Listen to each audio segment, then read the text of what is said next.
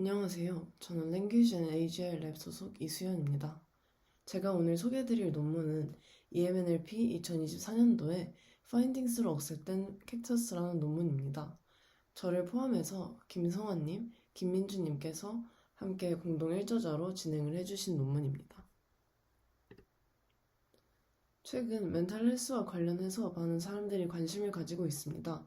그 이후로는 전 세계에 있는 사람들 중에 8분의 1 정도가 멘탈 디스오더를 가지고 있다라는 그런 연구 결과가 발표되기도 했습니다. 그리고 우리나라의 사례를 봐서도 알 수 있는 것과 같이 코로나 이후로 20대, 30대 사이에서 우울증 환자가 급증하는 것과 같이 멘탈 디스오더를 가진 사람들이 점차 늘어나고 있는 실정입니다. 이렇게 멘탈 디스오더를 가진 사람들은 자신의 문제를 해결하기 위해서 심리 상담가를 찾아가게 될 것입니다. 근데 아래 사진에 나타나 있는 오은영 박사님처럼 유명한 심리 상담가 분께 상담을 받기 위해서는 약 1년 정도 기다려야 한다고 합니다. 이처럼 전문가의 숫자가 상당히 부족하다라는 문제가 있고, 또한 전문가를 찾아가더라도 이 전문가에게 높은 비용을 지불해야 하기 때문에 이렇게 전문가의 부족 그리고 높은 비용이 멘탈 헬스 서비스를 받는 데 있어서 큰 장애물이 되고 있습니다. 요즘에 최근에 챗GPT가 등장을 하게 되면서 LLM이 상당히 좋은 대화 능력을 가지고 있다라는 것이 화제가 되고 있습니다. 그러면서 이런 LLM을 이용을 해서 AI 카운슬러를 만들려고 하는 그런 움직임들도 많이 나타나고 있는데요. 이 왼쪽의 사진을 보시면 GPT 스토어에 심리상담이라는 키워드로 검색을 했을 때 정말 많은 모델들이 나오는 것을 확인할 수 있습니다.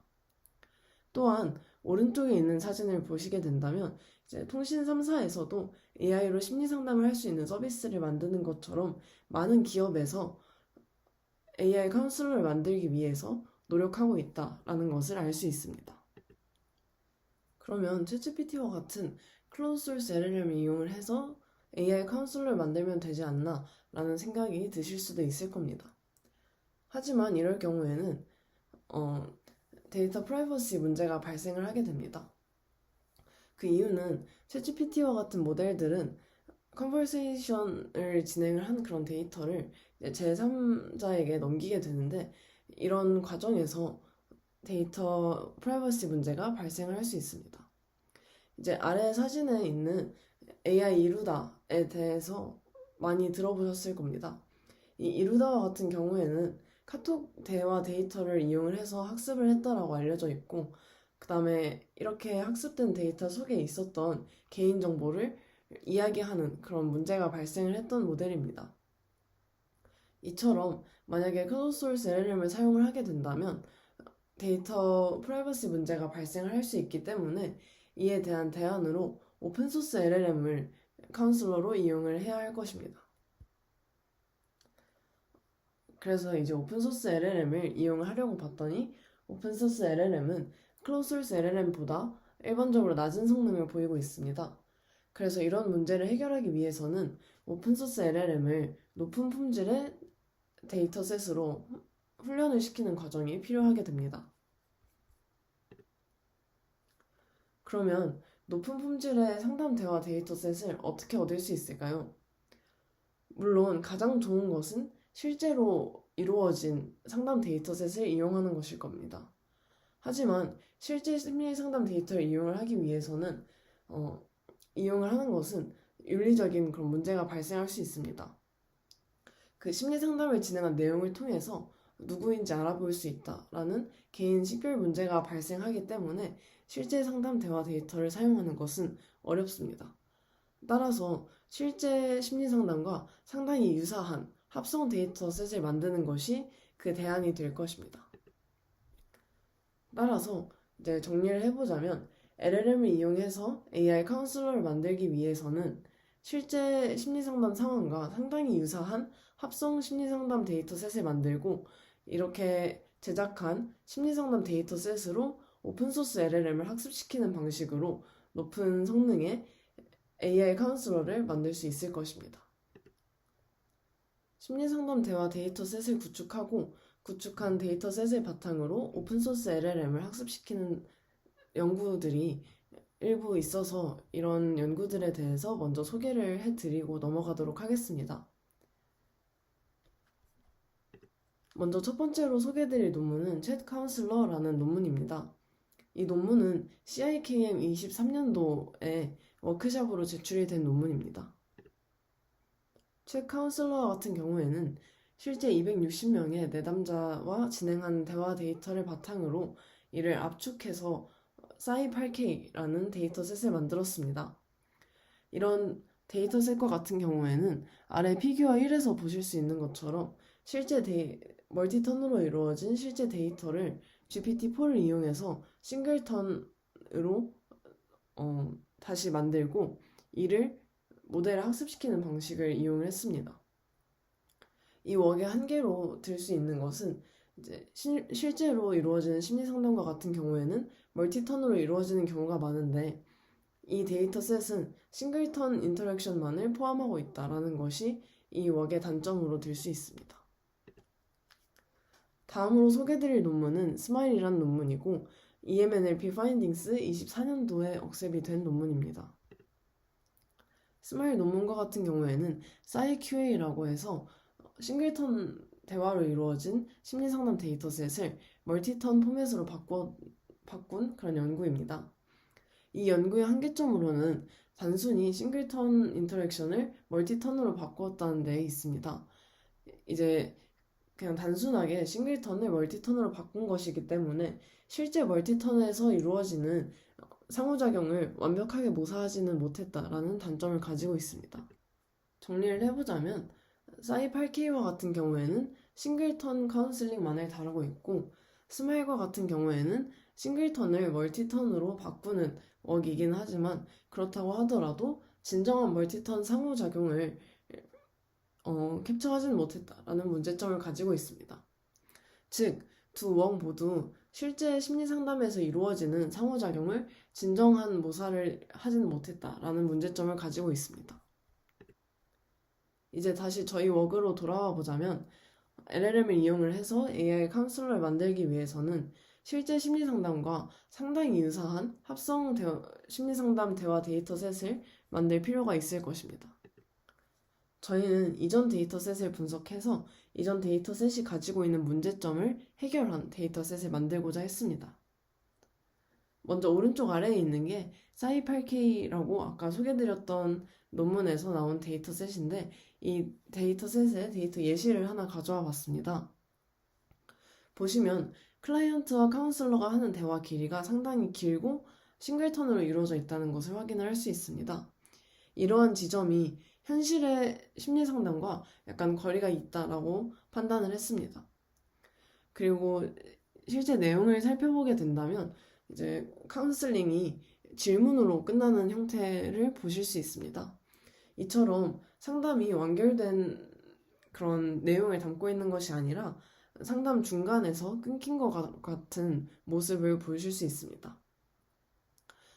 따라서 저희는 이런 부분을 해결한 데이터셋을 만들고자 했습니다. 정리를 해보자면 실제 심리상담 데이터와 상당히 유사한 모습을 띠도록 하기 위해서 멀티턴으로 대화가 이루어지는 방식으로 진행을 했고요. 그리고 CBT 기법을 이용을 해서 진행을 하도록 했습니다.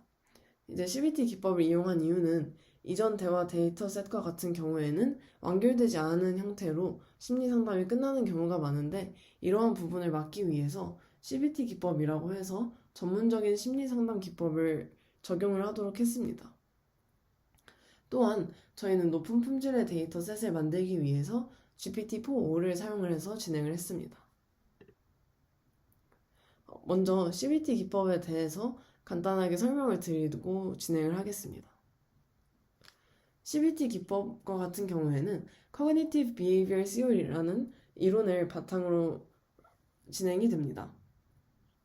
이 Cognitive Behavior Theory와 같은 경우에는 객관적인 상황이 존재하고 이러한 상황에 대해서 사람이 어떤 해석을 하게 됩니다. 이러한 해석을 thought이라고 표현을 할 수가 있고요. 이렇게 이 사람이 상황을 해석한 thought을 바탕으로 그 사람이 어떤 감정을 느끼게 됩니다. 그리고 그 감정이 결국 그 사람이 하는 행동에 영향을 주게 될 것입니다. 이처럼 어떤 사람이 디스토트된 그런 생각을 가지고 있다라는 것은 상황에 대해서 해석을 잘못했기 때문이다 라는 것이 이 Cognitive Behavior Theory의 골자입니다. 그래서 CBT 기법의 목적이 무엇인가 라고 한다면 CBT 기법을 적용함으로써 기존의 내담자가 가지고 있던 부정적인 생각을 바꿔주는 것, 긍정적인 생각으로 바꿔주는 것을 목표로 합니다. 이 아래 예시를 통해서 살펴보도록 하겠습니다. 이제 이 사진 속에 남자분이 겪은 일은 연구 논문을 작성을 했는데 이게 ACL에 제출했지만 리젝당한 이런 객관적인 상황이 있습니다. 이런 객관적인 상황에 대해서 이 사진 속의 남자는 나는 절대 연구자로서 성공을 하지 못할 거야 라는 생각을 가지게 되고 이러한 네거티브 섯에는 overgeneralization 이라고 하는 인지 오류가 포함되어 있다는 사실을 알 수 있습니다. 이런 네거티브 섯을 가지고 있는 사람을 CBT 기법, Alternative Perspective 이라고 하는 CBT 기법을 이용을 해서 이제 긍정적인 생각으로 바꿔주는 그런 형태를 보실 수 있는데요. 긍정적인 생각을 살펴보면 그 페이퍼가 리젝된 상황에 대해서는 화가 날 수 있지만 이런 경험을 통해서 더 성장할 수 있을 것이다. 이런 식으로 상황은 객관적으로 인지를 하면서 가지고 있었던 인지 오류를 해결하는 그런 형태를 보실 수 있습니다. 네, 다음으로 저희는 이제 GPT-4.5를 이용을 해서 데이터셋을 구축한다라고 말씀을 드렸는데요. GPT-4가 항상 완벽한 것은 아닙니다. 따라서 GPT-4.5가 가지고 있는 한계점을 파악을 하고 이런 한계점을 해결할 수 있는 데이터셋 컨스트럭션 메소드를 개발을 하려고 했습니다. 먼저 저희 데이터셋을 살펴보면 카운슬러와 클라이언트가 대화를 주고받는 상황임을 아실 수 있을 텐데요. 그렇기 때문에 LLM은 카운슬러 그리고 클라이언트로서 역할을 해야 합니다. 따라서 저희는 LLM이 카운슬러로서 작동을 할 때의 한계점과 LLM이 클라이언트로 행동을 할 때의 한계점 이렇게 두 가지 퍼스펙티브로 나누어서 분석을 진행을 해보았습니다. 먼저 카운슬러 퍼스펙티브에서 GPT-4.5가 가지고 있는 한계점에 대해서 분석을 진행을 해보았습니다. 이 왼쪽에 있는 것이 클라이언트의 상황을 담은 그런 예시인데요. 그 클라이언트가 가지고 있는 부정적인 생각, 그리고 그 생각 속에 있는 인지 오류, 이렇게 두 가지 내용이 주어졌을 때 이에 대해서 어떤 CBT 기법을 고를 수 있을 것인가를 LLM, 그리고 심리상담 전문가 분들께 여쭤봤습니다. 그리고 이렇게 LLM과 심리상담 전문가 분들이 고른 CBT 기법의 분포를 살펴봤습니다. 이 오른쪽에 있는 것이 그 분포의 결과인데요. GPT-4.5의 결과가 상당히 편향되어 나타난다라는 것을 보실 수 있습니다. 즉, AI 카운슬러 같은 경우에는 CBT 테크닉을 고르는 데 있어서 편향이 존재한다라는 것을 확인을 할 수 있습니다. 또한 저희는 CBT LLM이라고 하는 논문에서 제공한 프롬프트를 그대로 이용을 해서 진행을 해보았습니다. 이렇게 대화를 진행을 할 때 발생을 했던 문제점은 AI 카운슬러가 클라이언트에게 직접적으로 어떤 식으로 생각을 리프레이밍 할 수 있을지를 제시한다라는 것입니다. 하지만 이제 직접적으로 해결책을 제시하는 것은 임상심리학 부분에서 좋은 해결책, 좋은 상담이 아니라는 것이 정설이기 때문에 AI 카운슬러가 직접적인 리프레임을 제시하려고 한다라는 것을 두 번째 한계점으로 뽑았습니다. 다음으로 클라이언트의 관점에서 GPT-4.5의 단점을 분석을 해보았습니다. AI 클라이언트를 이제 시뮬레이션을 하기 위해서 AI 클라이언트에게는 일반적으로 기본적인 정보가 주어지게 됩니다. 이때 AI 클라이언트는 자신에게 주어진 정보를 그대로 표현을 하는 그런 모습을 보실 수 있습니다. 오른쪽에 있는 예시를 보시면 이 클라이언트는 레이블링이라고 하는 이런 인지 오류를 가지고 있는데 이렇게 자신이 가지고 있는 문제가 레이블링일 수도 있을 것이다 라고 이야기하는 것을 보실 수 있습니다. 하지만 우리가 어떤 의사분들께 진료를 받으러 갔을 때 내가 어떤 병에 걸린 것 같다라고 이야기를 안 하는 것처럼 AI 클라이언트가 자신의 문제를 정확하게 인지하고 있는 것이 현실적이지 않는 상황이라고 생각을 했습니다. 또한 두 번째로 AI 클라이언트가 가지고 있는 문제점은 지나치게 긍정적이다라는 것입니다. 실제 상황에서 실제 심리 상담을 진행을 하다 보면 클라이언트가 긍정적인 태도를 가질 때도 물론 있겠지만 부정적인 태도를 가지는 경우도 많을 것입니다. 하지만 AI 클라이언트를 사용을 하게 된다면 카운슬러가 어떤 리프레임을 제시를 해줬을 때 이를 바로 받아들이는 경향이 있습니다. 이런 부분이 현실과는 약간 동떨어진 부분이 있다라고 판단을 했습니다. 이제 이렇게 분석을 진행한 결과를 토대로 GPT-4를 이용을 해서 데이터셋을 컨스트럭션 할 때 메소드를 정립을 해보도록 하겠습니다. 먼저 데이터셋을 제작을 할 때 그 과정을 여러 개의 서브태스크로 나누어서 진행을 해보았습니다. 이렇게 진행을 한 이유로는 이 오른쪽 아래 피규어에서 보시는 것 같은 플랜 앤 솔브 프롬프팅에서 영감을 얻은 것입니다. 이 플랜 앤 솔브 프롬프팅이라고 하는 것은 그 문제를 풀기 위해서 미리 플래닝 과정을 거치고 각 단계에 대해서 솔브를 진행을 하게 된다면 더 높은 성능을 보인다라는 것인데 저희도 이제 바로 심리상담 대화 데이터셋을 만드는 것은 어렵지만 이를 단계별로 쪼개서 진행을 한다면 LLM이 더 높은 성능을 보일 것이다 라는 생각을 가지고 진행을 했습니다. 그럼 이제 데이터셋을 제작한 과정을 천천히 살펴보도록 하겠습니다. 먼저 저희는 카운슬러와 클라이언트 사이에 대화를 시뮬레이션 하는 것이기 때문에 LLM이 카운슬러와 클라이언트의 역할을 수행하도록 롤플레잉을 하도록 했습니다. 왼쪽 아래에 보시는 피규어가 Generative Agent라는 논문에서 나온 피규어인데요. 이 논문에서 LLM이 롤플레잉을 하도록 했을 때 높은 성능을 보인다라는 것을 증명을 했습니다. 따라서 이런 연구 결과에 따라서 저희도 LLM이 카운슬러와 클라이언트 각각의 역할에 대해서 롤플레잉을 진행을 하도록 하였습니다. 저희가 소스 데이터셋으로 사용한 것은 패턴 리프레임이라고 하는 데이터셋입니다. 패턴 리프레임이라는 데이터셋은 오른쪽에 있는 표에서 보시는 것처럼 페르소나, 네거티브 섯, 패턴스, 그리고 리프레임 섯으로 구성이 되어 있습니다. 페르소나와 같은 경우에는 그 사람이 가지고 있는 특징, 컴퓨터를 좋아한다든지 혹은 구글에서 일을 하고 있다와 같이 그 사람을 나타내는 특징을 의미하게 됩니다. 네거티브 섯이라고 하는 것은 이 심리 상담을 받게 된 이유, 즉 이 사람이 상황에 대해서 부정적으로 해석을 하는 그런 생각을 의미하고요. 그 다음에 패턴스는 네거티브 섯에 있는 부정적인 생각을 의미합니다. 부정적인 생각 속에 있는 인지 오류를 의미합니다. Reframed Thought은 네거티브 섯 안에 있는 인지 오류를 개선한 그런 긍정적인 사고로 바꾼 결과물이라고 보시면 됩니다. 이 논문과 같은 경우에는 Training Model to Generate, Recognize and Reframe Unhelpful Thoughts 이라는 논문에서 제시된 데이터셋입니다. 이 데이터셋과 같은 경우에는 심리학 전문가들이 크라우드 소싱을 통해서 데이터셋을 제작을 했고 이렇게 제작을 한 것이 실제의 클라이언트와 상당히 유사하다라는 그런 특징을 가지고 있기 때문에 저희는 이 데이터셋을 활용을 해서 클라이언트를 시뮬레이션 하는 데 사용을 했습니다.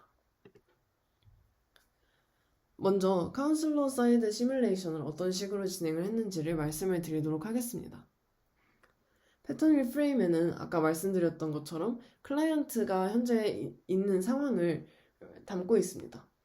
그렇기 때문에 패턴 리프레임에 나타나 있는 클라이언트의 상황을 바탕으로 탑 3개의 CBT 기법을 고르도록 하겠습니다. 이 클라이언트의 상황에 적합한 3가지 CBT 기법을 고르도록 한 것이고요. 그 다음에 이렇게 고른 3가지 CBT 기법을 바탕으로 각각 LLM이 카운슬링을 플래닝을 하도록 했습니다.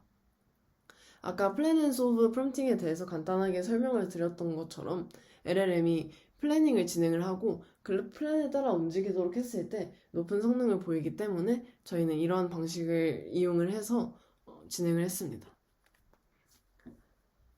먼저 저희가 이렇게 세 가지의 CBT 기법을 고르도록 했다라고 말씀을 드렸는데 이렇게 세 가지 CBT 기법을 고르도록 함으로써 AI 카운슬러가 가지고 있는 편향을 줄일 수 있게 되었습니다.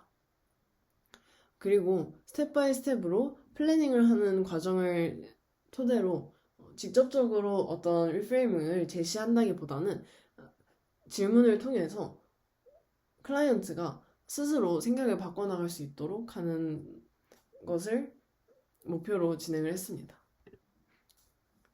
다음으로 클라이언트 사이드에서의 시뮬레이션을 말씀드리도록 하겠습니다. 아까 말씀드렸던 것처럼 LLM이 롤플레잉을 하도록 했을 때 더 높은 성능을 보인다라고 나타나 있습니다. 그래서 저희도 클라이언트 모델링을 진행을 해봤는데요. LLM이 패턴 리프레임에 주어진 정보를 토대로 조금 더 구체적으로 이런 특징을 가진 그런 사람을 모델링 하도록 했습니다. 이제 오른쪽에 나타나 있는 이 클라이언트 모델링은 실제로 심리 상담을 받으러 가게 되면 맨 처음에 인테이크 폼이라고 해서 어떤 이유로 심리 상담을 받게 됐는지, 본인의 나이, 성별, 직업과 같은 개인정보를 적도록 하는 그런 양식이 있는데 이러한 양식의 형태를 그대로 모사한 클라이언트 모델링을 진행을 하게 됩니다. 다음으로 클라이언트의 태도가 상담에서 보이는 클라이언트의 태도가 상당히 다양할 수 있다라고 말씀을 드렸었는데요. 그래서 저희도 클라이언트의 태도를 positive, neutral, negative 이렇게 세 가지의 카테고리로 나누도록 했습니다. 또한 이렇게 세 가지로 나누어서 진행을 할 때 너무 평면적인 모습을 가지지 않도록 하기 위해서 이 포지티브 안에서도 클라이언트가 가질 수 있는 태도들을 여러 개 설정을 하고 네거티브에 있어서도 여러 가지로 설정을 했습니다. 이렇게 진행을 한 데에는 ACL 23년도에 억셉된 논문인 Understanding Client Reaction in Online Mental Health Counseling 이런 논문을 근거로 진행을 했습니다. 이 논문에서는 포지티브한 클라이언트가 일반적으로 가지는 태도들, 자신의 정보를 잘 준다라든지 혹은 합리적인 그런 요청을 한다라든지 이런 포지티브한 태도를 가지는 클라이언트가 일반적으로 보이는 태도들을 정리해 놓았고요.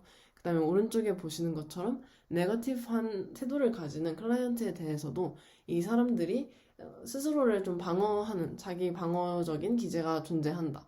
그리고 좀 희망이 없고 스스로를 회의적으로 바라보는 경향이 있다. 이런 식으로 네거티브한 태도를 가지는 클라이언트들이 일반적으로 어떤 태도를 보이는지에 대해서 다양하게 정리를 해놓았습니다.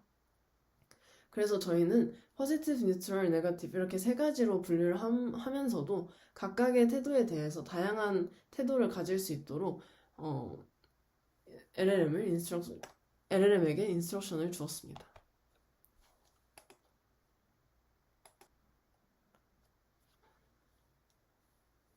네, 그래서 저희는 AI 클라이언트가 자신이 이미 가지고 있는 정보를 바탕으로 해서 인테이크 폼이라고 하는 이제 클라이언트 모델링을 진행함으로써 AI 클라이언트가 자신에게 주어진 정보를 너무 직접적으로 이야기하는 것을 막았습니다.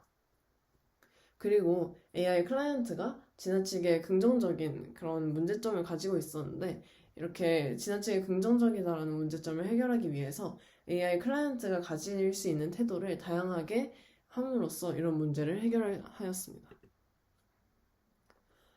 이제 시뮬레이션 된 카운슬러와 클라이언트를 바탕으로 이 둘이 대화를 하도록 다이얼로그 제너레이션 하는 단계입니다. 다이얼로그 제너레이션을 하기 위해서는 크게 두 가지의 방법이 있습니다.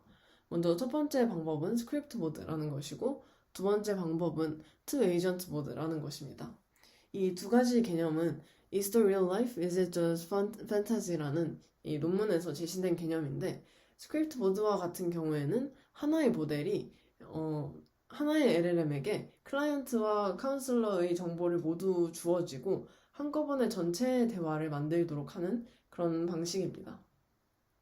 이에 반해서 투 에이전트 모드와 같은 경우에는 두 개의 모델을 두고 각각의 모델이 클라이언트, 그 다음에 카운슬러 역할을 하도록 한 다음에 이 둘이 서로 대화를 하도록 하는 방식으로 하는 것이 투 에이전트 모드입니다. 이제 저희는 스크립트 모드랑 투 에이전트 모드 둘 중에 어떤 것이 나은지를 비교를 하기 위해서 휴먼 이밸류에이션을 진행을 했습니다. 휴먼 이밸류에이션과 같은 경우에는 아마존 메커니컬 투크라는 방식을 통해서 진행을 했고요. 이 오른쪽에 있는 설문지를 이용을 해서 크라우드 소서들한테 문제지를 제공을 한 이후에 이를 바탕으로 분석을 진행을 했습니다. 이제 여기에 나타나 있는 표가 투 에이전트 모드와 스크립트 모드의 결과를 비교한 휴먼 이밸류에이션 결과입니다. 결과를 보시면 알 수 있듯이 스크립트 모드가 투 에이전트 모드에 비해서 더 높은 성능을 보이는 것을 확인을 할 수가 있습니다. 따라서 저희는 다이얼로그를 만들 때 투 에이전트 모드가 아닌 스크립트 모드를 이용을 해서 진행을 하도록 했습니다. 즉 하나의 LLM에게 카운슬러와 클라이언트의 정보를 주고 이 둘이 대화하는 것을 한꺼번에 생성을 하는 방식을 통해서 다이얼로그 제너레이션을 진행하도록 했습니다. 이 화면에서 보시는 것처럼 이런 투 에이전트 모드가 아닌 스크립트 모드를 사용을 했을 때 내추럴리스가 상당히 높게 나타나는 것을 보실 수 있습니다. 다음으로 저희가 이런 방식으로 제작한 대화 데이터셋에 대해서 필터링을 진행을 했습니다. 먼저 저희는 멀티턴 대화를 목표로 하고 있기 때문에 10개에서 17개의 턴이 이루어진 그런 대화 데이터셋만을 남겼습니다. 여기서 턴이라고 하는 것은 주고받는 그 카운슬러와 클라이언트가 각각 하나씩 주고받는 그 두 개의 발화로 이루어진 것을 하나의 턴이라고 보았습니다.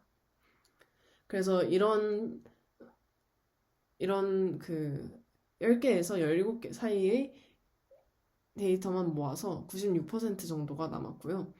그리고 CTRS라고 해서 실제로 심리상담가 분들을 평가할 때 사용을 하는 그런 지표입니다. 이 CTRS를 통해서 심리상담가 분들이 상담을 잘 하는지를 평가를 하게 되는데 이런 실제 지표를 이용을 해서 이 CTRS 점수가 5점 이하인 것들을 다 삭제를 했습니다.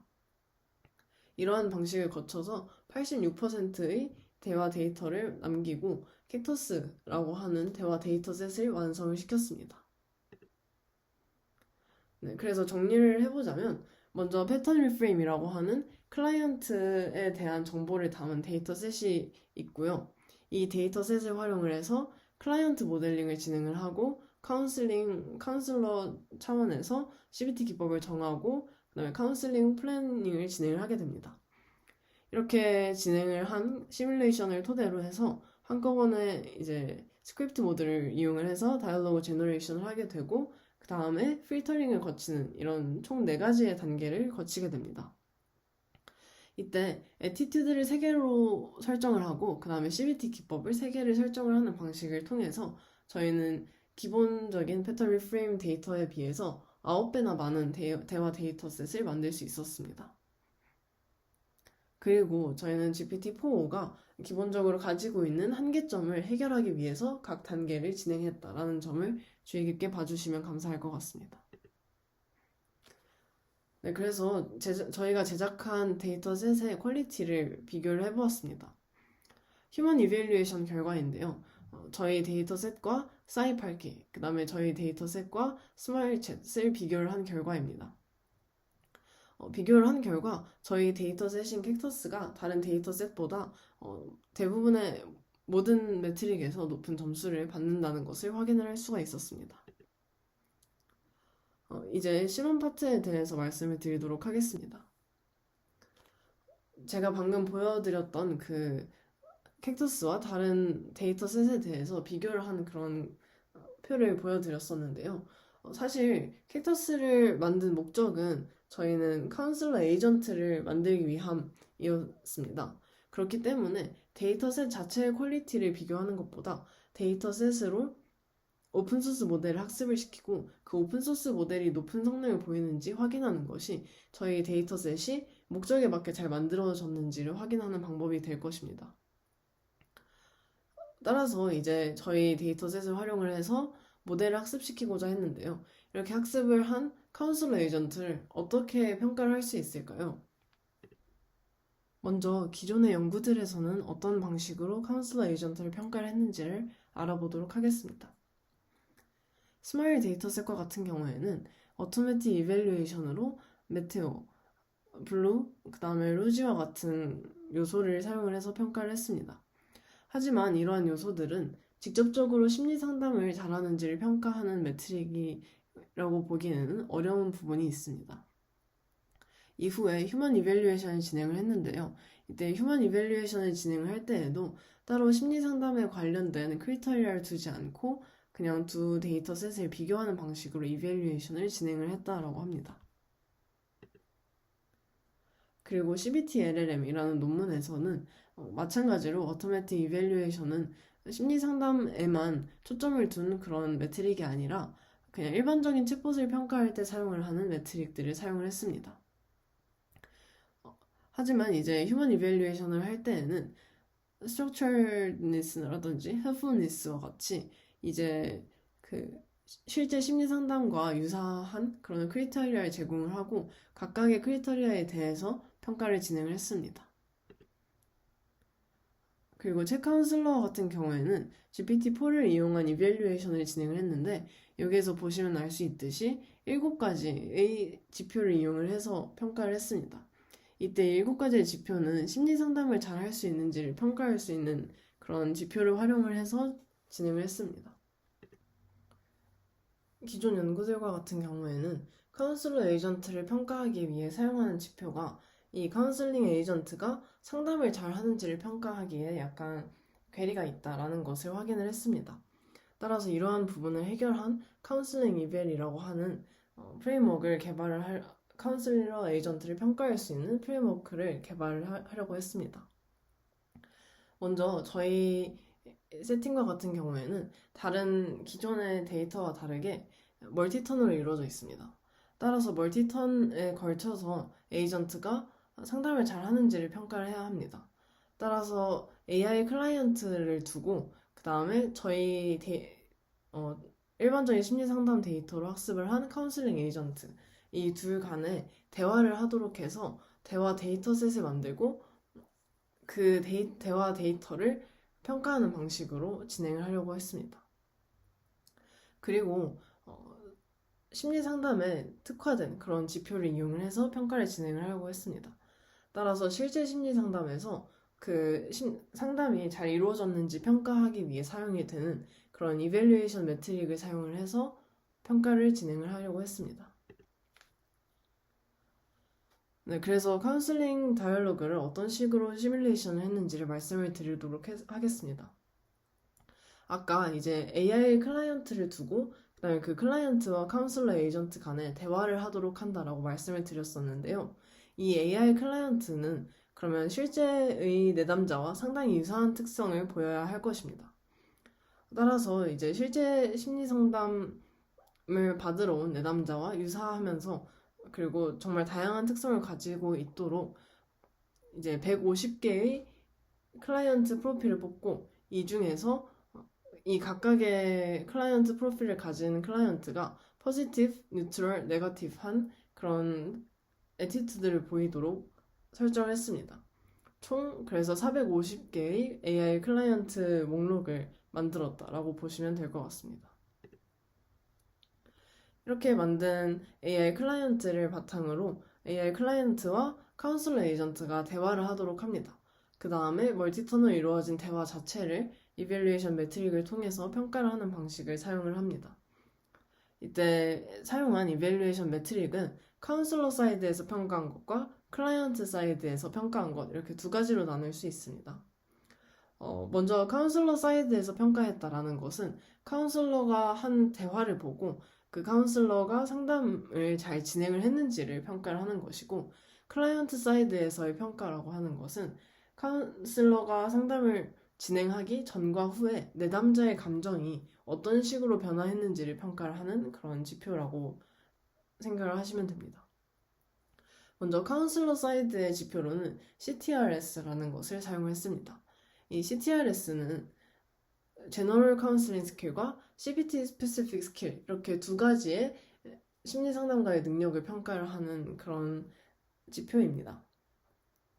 그리고 클라이언트 사이드에서는 판나스라는 지표를 사용을 했습니다. 판나스 지표와 같은 경우에는 카운슬링 전후에 클라이언트의 감정이 어떤 식으로 바뀌었는지, 포지티브한 감정과 네거티브한 감정이 어떠한 식으로 바뀌었는지를 평가를 하는 방식입니다. 먼저 CTRS에 대해서 조금 더 자세히 말씀을 드리도록 하겠습니다. CTRS는 카운슬러의 발화를 보고 그 발화 속에서 적절하게 심리 상담이 이루어졌는지를 평가를 하는 그런 지표입니다. 이때 General Counseling Skill과 CBT Specific Skill 이렇게 두 가지를 평가를 진행을 하게 됩니다. 이제 CTRS라는 것은 이제 실제로 심리 상담가를 평가할 때 사용을 하는 지표라고 말씀을 드렸는데, 백 인스티튜트라고 해서 CBT 기법에 대해서 상당히 권위 있는 기관에서 만든 그런 지표입니다. 이때 아래에서 보시는 것처럼 0점에서 6점 사이의 점수를 부여를 할 수 있도록 했고요. 그 다음에 어젠다 이런 식으로 하나의 크리터리아 안에 각각의 점수를 어떤 식으로 부여하는지에 대해서도 구체적으로 나타나 있습니다. 이렇게 구체적으로 어떤 식으로 점수를 주어져야 하는지를 구체적으로 나타나 있는 부분까지 모두 포함을 해서 GPT에게 평가를 하도록 하는 방식을 통해서 G2배를 진행을 했습니다. 이제 CTRS를 통해서 제너럴한 능력이랑 CBT 스페시픽한 능력 이렇게 두 가지 측면에서 평가를 한다라고 말씀을 드렸는데, 제너럴한 부분에서 세 가지, 그리고 CBT 특화된 스킬에서의 세 가지, 이렇게 총 6가지의 크리터리아를 사용을 해서 평가를 하게 됩니다. 이때 기본적인 그냥 일반적인 CTRS 같은 경우에는 저희가 뽑은 6개 이외에도 다른 지표들이 있는데, 온라인 카운슬링에 적합한 이제 그런 크리테리아들로만 골라서 진행을 했습니다. 예를 들면 비언어적인 표현을 잘 사용했는가 이런 거는 평가를 할 수 없기 때문에 평가 지표에서 제외를 하는 것과 같이 온라인 카운슬링 현재 저희의 상황에 맞는 그런 요소만 뽑아서 진행을 했습니다. 다음으로 판나스 지표에 대해서 설명을 드리도록 하겠습니다. 판나스 지표는 카운슬링 전후에 이 클라이언트가 감정이 어떤 식으로 변화했는지를 평가를 하고 있습니다. 크게 긍정적인 감정이 어떤 식으로 변했는지, 그리고 부정적인 감정이 어떻게 변했는지 이렇게 두 가지 측면에서 평가를 하게 됩니다. 긍정적인 감정 그리고 부정적인 감정은 각각의 10개의 아이템으로 구성이 되어 있고요. 그 각각의 아이템에 대해서 1점에서 5점 사이의 점수를 주게 됩니다. 이때 상담 전 세션과 같은 경우에는 아까 패턴 리프레임에서 보셨던 그런 정보를 주고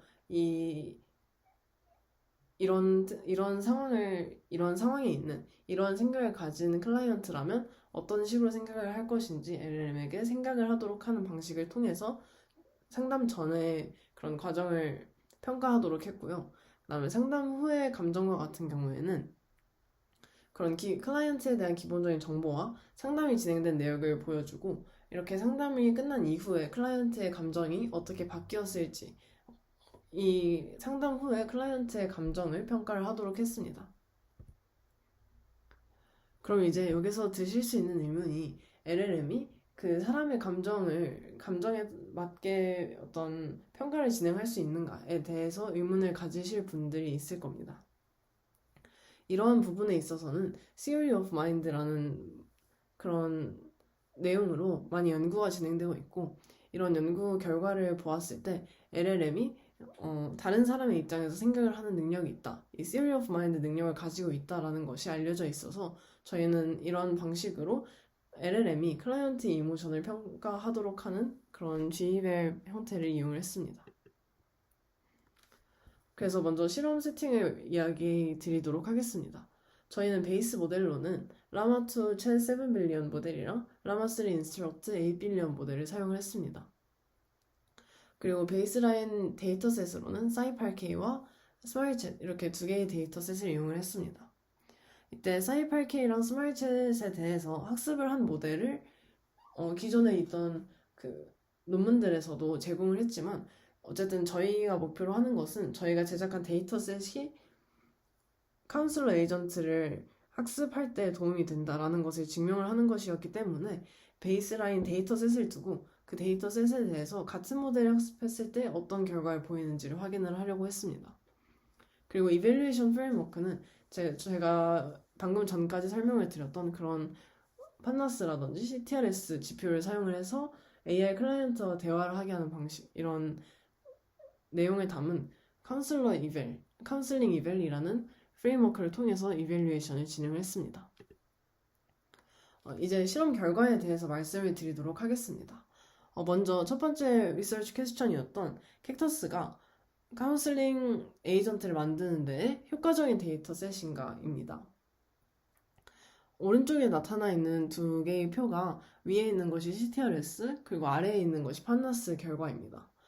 보시면 저희 캡터스로 학습을 한 카멜라마2 그 다음에 카멜라마3가 각각의 그 동일한 모델에서 학습한 그런 동일한 모델과 다른 데이터셋을 통해서 학습한 모델에 비해서 높은 성능을 보이는 것을 확인을 하실 수 있습니다. 그리고 아래쪽에 나타나 있는 것이 판나스 결과인데요. 보시면 저희 모델인 카멜라마3로 진행을 했을 때 AI 클라이언트의 감정이 더 포지티브한 부분이 더 커지고 네거티브한 부분이 많이 적어졌다라는 것을 확인을 하실 수 있습니다.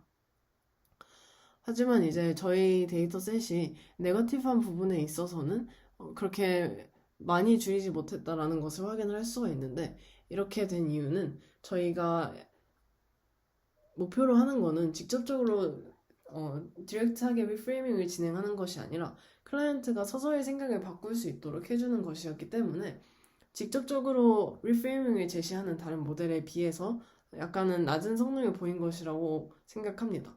하지만 이런 부분까지도 저희가 연구에서 의도한 부분이었기 때문에 부정적인 결과라고 생각하진 않습니다.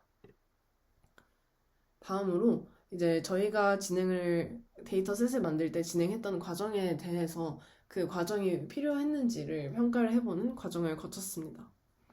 먼저 CBT 기법을 고르고 그 다음에 그걸 바탕으로 플래닝을 진행을 했는데요. 이런 플래닝을 하는 과정이 필요한지에 대해서 어블레이션 스테디를 진행을 해봤습니다. 그 아래에 나타나 있는 표가 그 결과인데 GPT 3.5를 이용하고 그 CBT를 고르는 것과 플래닝을 하는 그런 메소드를 사용을 했을 때 결과를 어블레이션 스터디를 진행을 했습니다. 보시면 CBT 기법을 고르고 플래닝을 했을 때 가장 높은 성능을 보이는 것을 확인을 할 수가 있고요. 특히 그 CBT 스페시픽 스킬 중에 하나인 스트래티지 측면에서 상당히 많은 갭을 보인다라는 것을 확인을 할 수 있습니다. 이 스트래티지라는 것이 그 CBT 기법을 잘 선택하고 이걸 잘 적용했는지를 평가를 하는 항목인데 CBT 기법을 선택을 하고 플래닝을 하는 과정을 통해서 이 부분에 대한 점수가 높아졌을 것이다 라는 것이 저희의 예상입니다. 다음으로 저희는 필터링을 진행을 했었는데요. 이렇게 데이터셋에 대해서 필터링하는 과정이 효과적인지 평가를 진행을 해보았습니다. 그래서 필터링을 진행하지 않은 데이터에 대해서 모델을 학습을 한 이후의 결과랑 필터링을 한 캡터스 데이터에 대해서 학습을 한 카멜라마3 이 두 개를 비교를 해보았습니다. 왼쪽에 있는 세 개가 제너럴 카운슬링 스킬이고 오른쪽에 있는 것이 CBT 스페시픽 스킬 이렇게 해서 CTRS를 평가를 해본 결과인데요.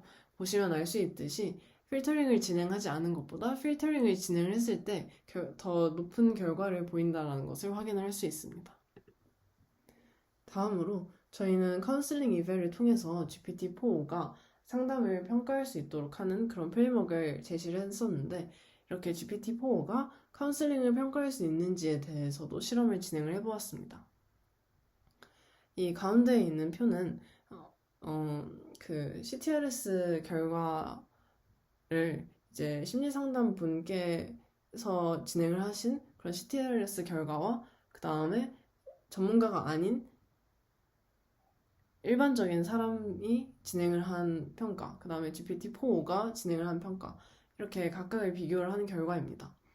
보시면 이제 전문가가 진행한 평가와 GPT-4 간의 연관성이 익스퍼트가 아닌 그런 일반적인 사람과 전문가 사이의 코릴레이션보다 더 높다라는 것을 확인을 할 수 있습니다. 이처럼 GPT-4가 일반인보다 실제 전문가와 훨씬 더 유사한 그런 평가 결과를 보인다라는 것에서 저희 카운슬링 이벨의 정당성을 확보할 수 있었습니다. 다음으로 심리상담 전문가분들께 퀄리티한 그런 이벨리에이션을 받았습니다. 저희 모델인 카멜라마3는 다른 모델인 사이팔케일라마3에 비해서 내담자와 함께 이야기를 하면서 솔루션을 찾아가는 그런 부분에 있어서 더 높은 성능을 보이고, 그 다음에 더 감정적인 그런 지지를 더 잘 해준다라는 특징을 가지고 있다라고 했습니다. 하지만 두 모델 모두 피상적인 질문에 그치고 그 다음에 심층적인 정말 전문적인 수준의 질문까지는 나아가지 못했다라고 평가를 받았습니다. 네, 정리를 해보자면 이제 저희는 CBT 카운슬링 데이터셋을 만들었고요. 이런 캡터스 데이터셋을 활용을 해서 카운슬러 LLM을 학습하는 데 사용할 수 있는 그런 캡터스 데이터셋을 만들었습니다.